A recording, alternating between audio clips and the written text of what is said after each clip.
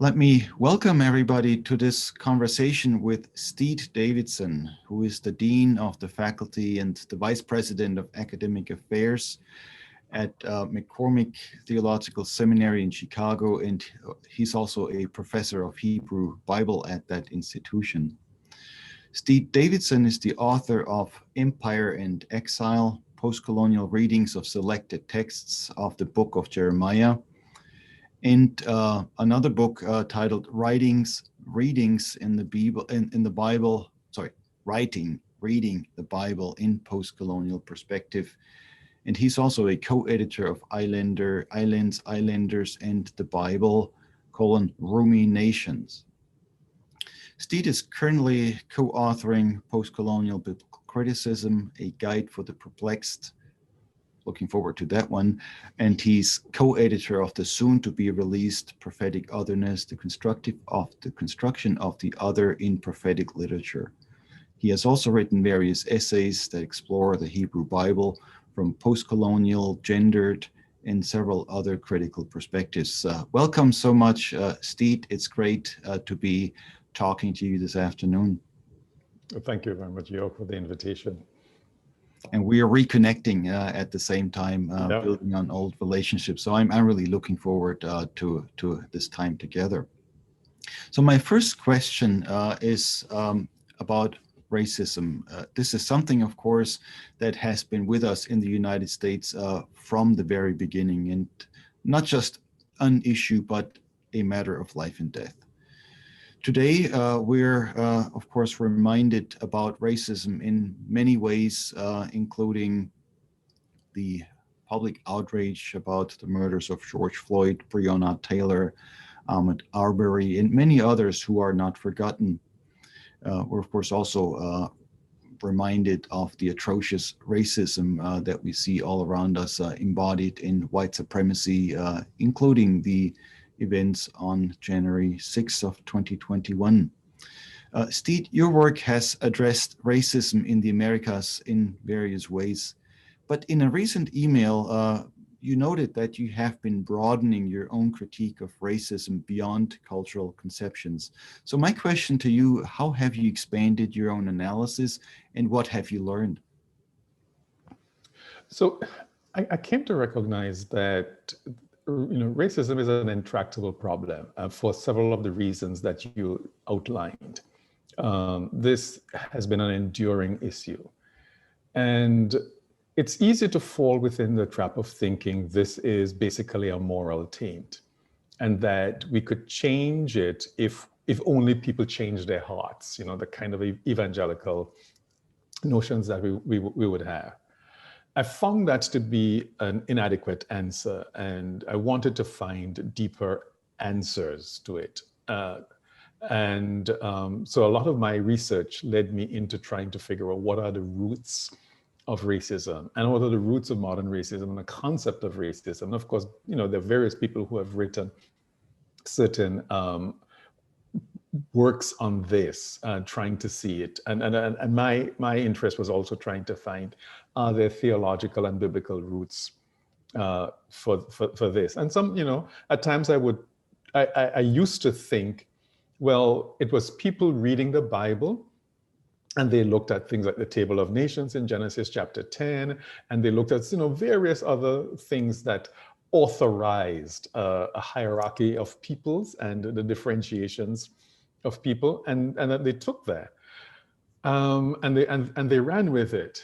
Now, of course, this assumes that here were Europeans who were very diligent readers of the Bible, and that they were obedient readers of the Bible, and that they implemented the stuff that they saw in the Bible. I've stepped away from that and recognized that the Bible is not the primary source. It is a source, and I see it operating in many ways as a kind of authorizing and authenticating, rather, an authenticating source. We are going to do this, and this is giving us the moral cover we need, and we could believe and continue to think that we are so.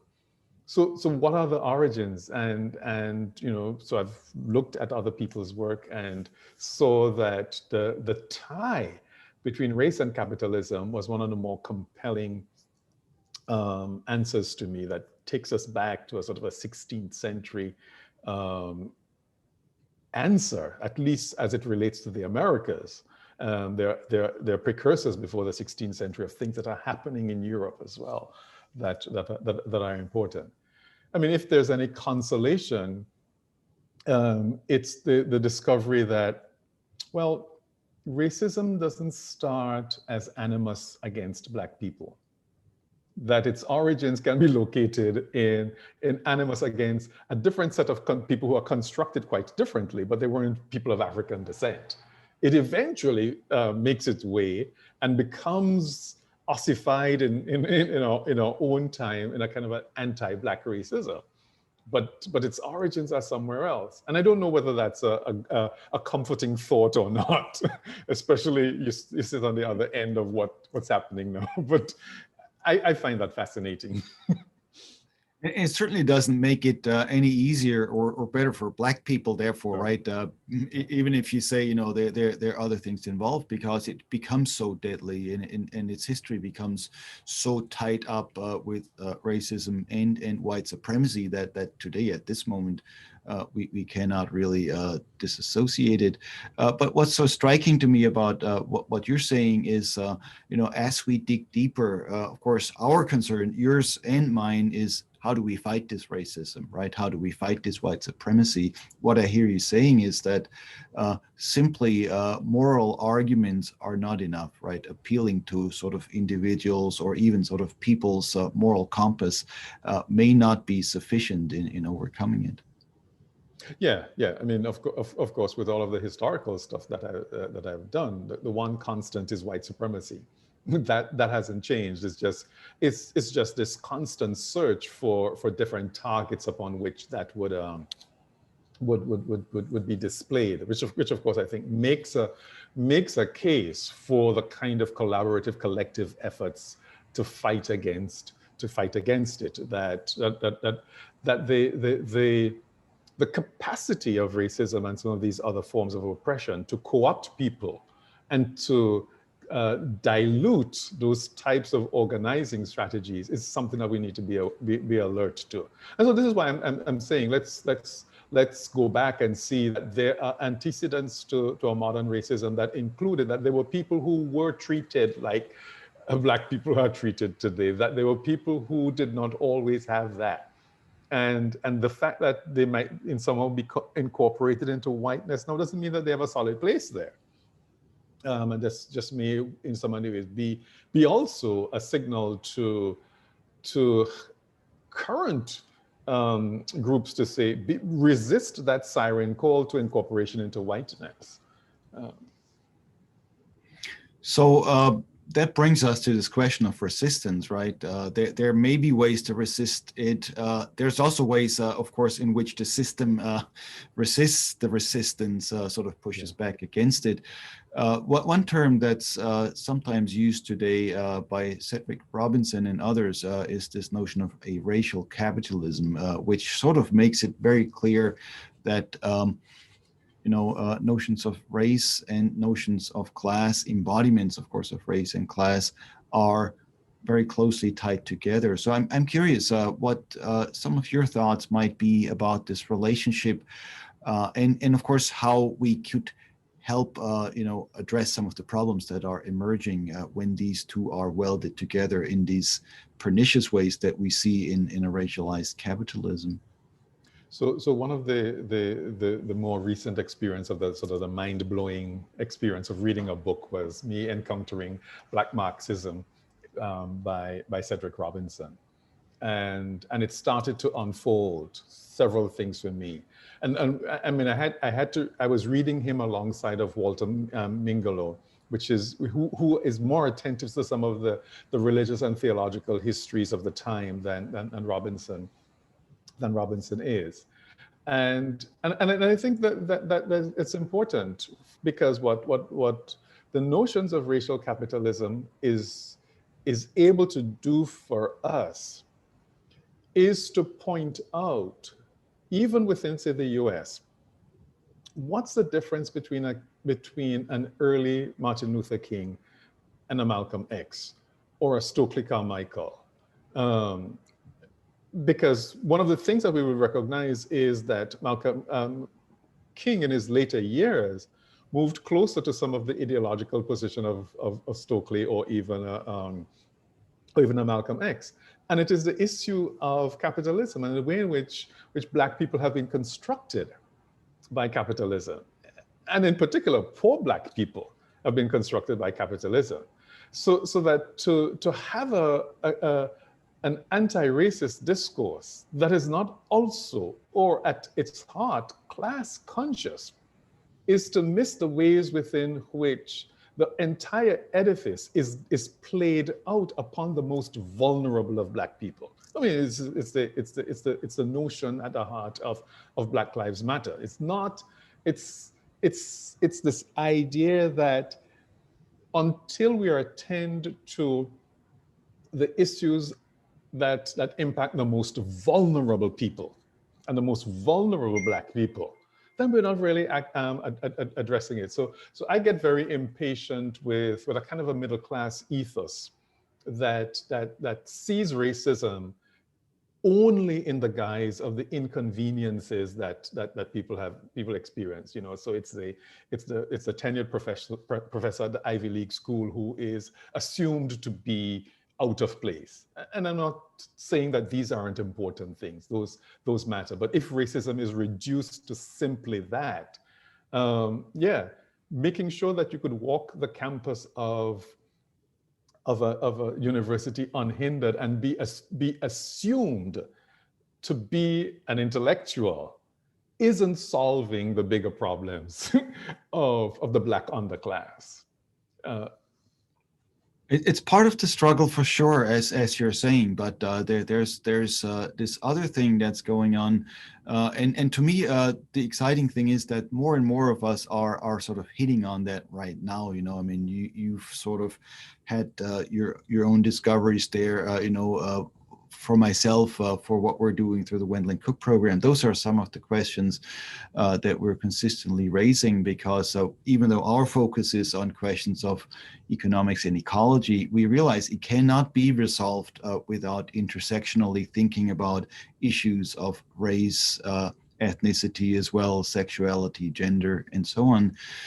There's a quote, King in the 60s at some point put it this way. He says, what good is it to integrate a lunch counter if the person sitting at the lunch counter is not able to afford a hamburger and a cup of coffee, right? So you've integrated, which is certainly a valuable thing, right? But the question really is, what have you done? And what about those people that are not part of, the overall system as it gets played out? And so, as you address that, and I think you see this in King, not only is your awareness growing, your consciousness developing, but you also find other strategies, other methods of dealing with it. So I'm curious about some of these ways of addressing what we're talking about. What do you find is hopeful here? Where do you find things are really happening that change things, change the structures we're fighting? Well, I think there are two striking examples for me in more recent time. One is, I think it's the ongoing protest among farmers in India, as a strong example, because in general, my hope, a sort of investment, is in popular movements, in people movements. And I think I get this in some ways from Cedric Robinson, of hesitance or even a suspicion of leader-driven movements and leadership in general, because I think we like to tell narratives and histories from the perspective of a leader, and there's a whole lot of that. So the civil rights movement, if we start to tell that story, it's about King. And a lot more was happening on the ground among the ordinary people. So when I look at the uprising in India among the farmers, I'm given hope, because it's challenging and going to the heart of the economic and race construction of that country, and the way in which, because we cannot separate out how the BJP is thinking of itself and Hinduism as a reaction to British imperialism, as a reaction in some instances to Christianization, not completely, but in some ways. And then my other, sort of a thing that cheers me is the popular movements of Black women in the United States. I think leadership among that and the work that has been done and is being done by Black women in the United States is one of the places where we see the deep nexus between race and capitalism being addressed in a stronger way than we see them among the male powered movements. And those are histories that I think that are worth exploring, because the names of the individuals they don't rise up into the historical document and narrative. They're not the ones that we remember. And then the ones who rise up, they get co-opted by these institutions. So I am interested in seeing and talking about what Fannie Lou Hamer did before she enters onto the national scene in the Democratic Party. That work, I think, is much more important, because ultimately what they're looking at is these are women who are advocating for domestic workers and the rights of domestic workers, who are largely Black, and the protection of the bodies of domestic workers, their reproductive labor, their sexual labor, their manual labor, all of those types of things. Very important, but those are not the stories that feature in a lot of the histories that we see.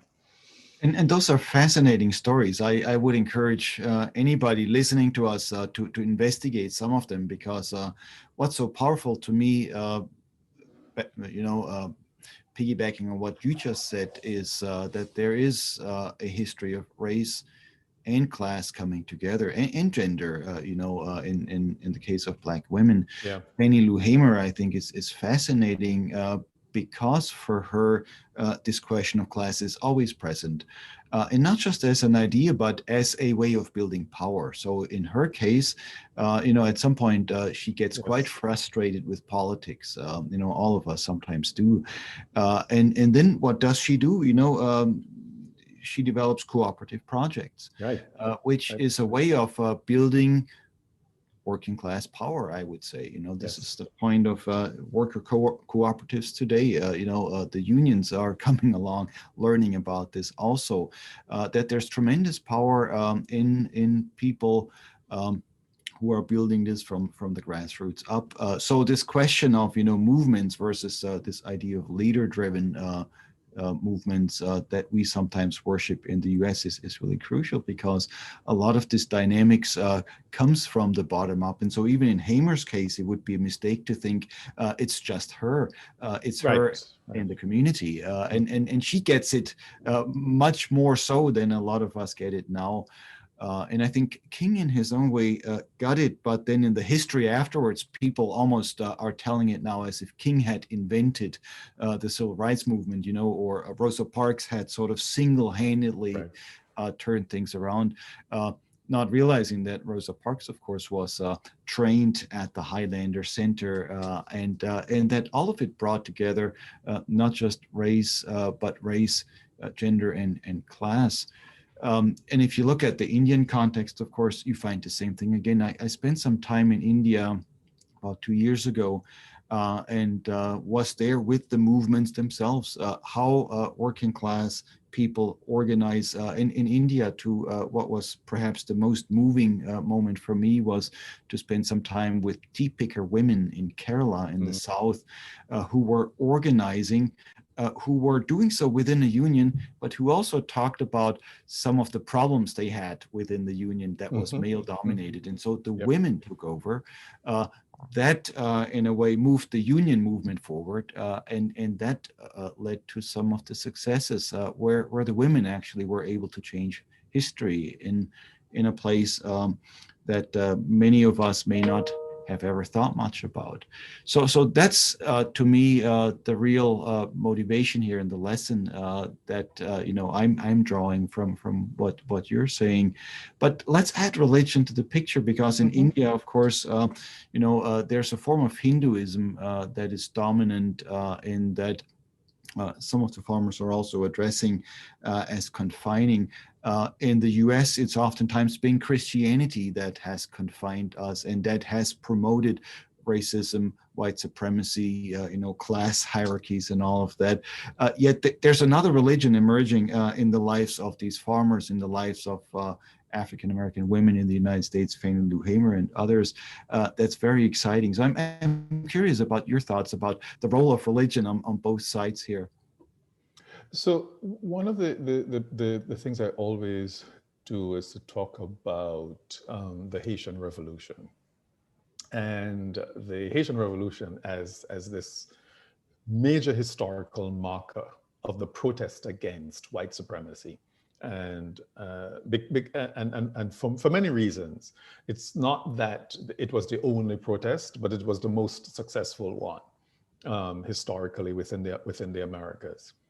And when I do it, I make the point that the spiritual support, the religious support for this revolution comes from voodoo, this African religion in Haiti. It doesn't come from Christianity. In fact, the Christian church was antagonistic to the plight of the enslaved Africans.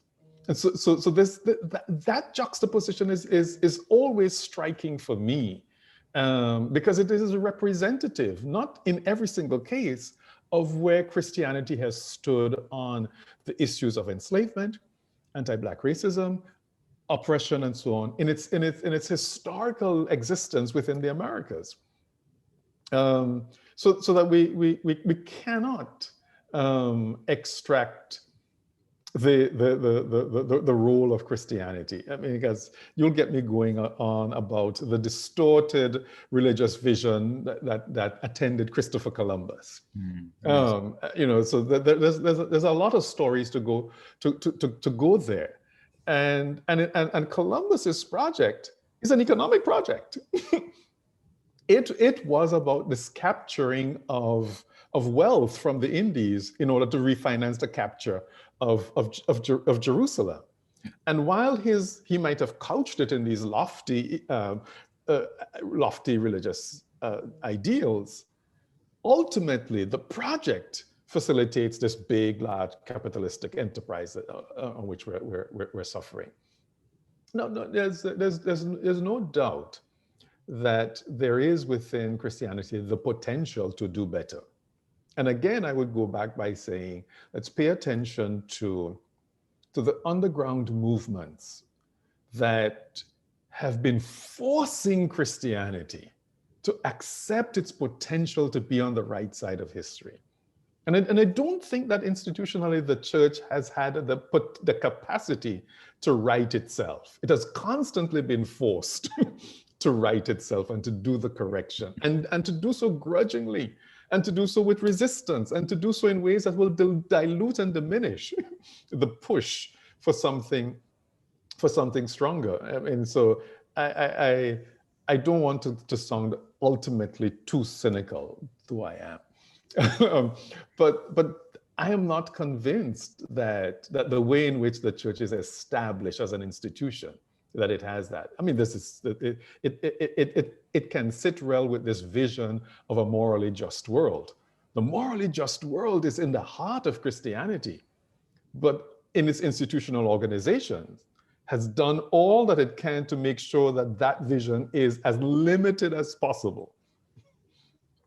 And yet what's so amazing to me in that regard is that it, exactly like you're saying, keep it down, but ultimately you cannot ever eradicate it completely. So that spirit keeps popping up, and sometimes, then right. It manifests itself. Yeah. In the U.S., of course, Hamer and King then can draw on the religious traditions of the slaves that on the one hand bring along some of the African heritage, but they also appropriate Christianity in a very specific way that ultimately may be more Christian than anything that the mainline churches have produced. And so as you go back or forward even to these underground movements that you're describing, Steed, then all of a sudden you find a spirit moving that very few people might be aware of, but that's ultimately very powerful. And I'm wondering if this is not a significant part of what then changes history down the road.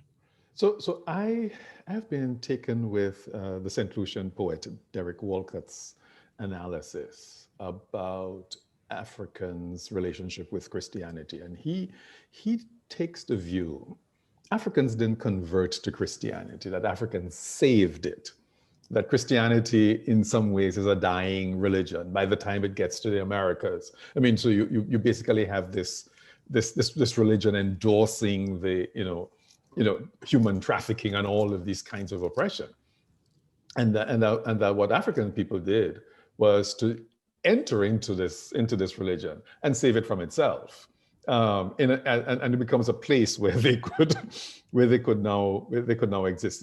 It's an interesting notion, and I think one that we also need to explore, because there are ways in which I agree with you that we also have to mark the entry of other people into the stream of Christianity in ways that have energized it, and given it a different sense of purpose. And like I said, just these movements that have just constantly been fighting to say, come on, align with the morally just world, align yourself there over and over. And come join us, because we're living it, and we're living it with the traditions that you say are valuable. That's right. Yes.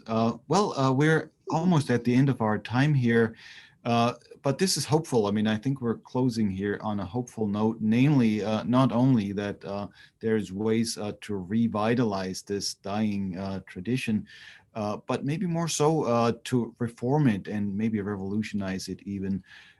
Bonhoeffer would talk about Protestantism without Reformation when he talked about Protestantism without Protestantism in the US. That was his point.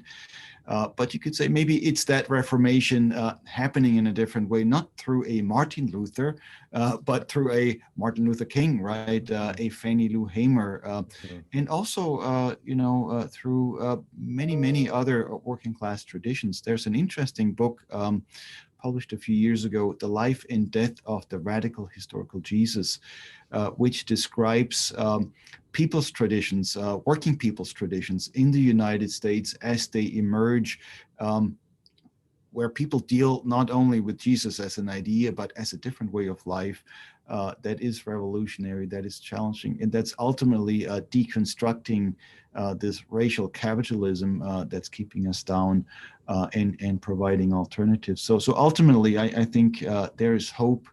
You've pointed us towards it. It's not always easy to see, but I think that's part of what makes our work so interesting. And I want to thank you for all the work that you've done.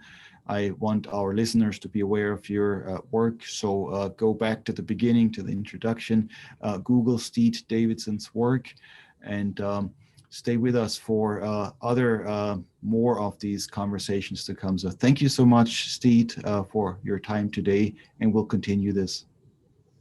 Thank you, Joerg. A pleasure to be here.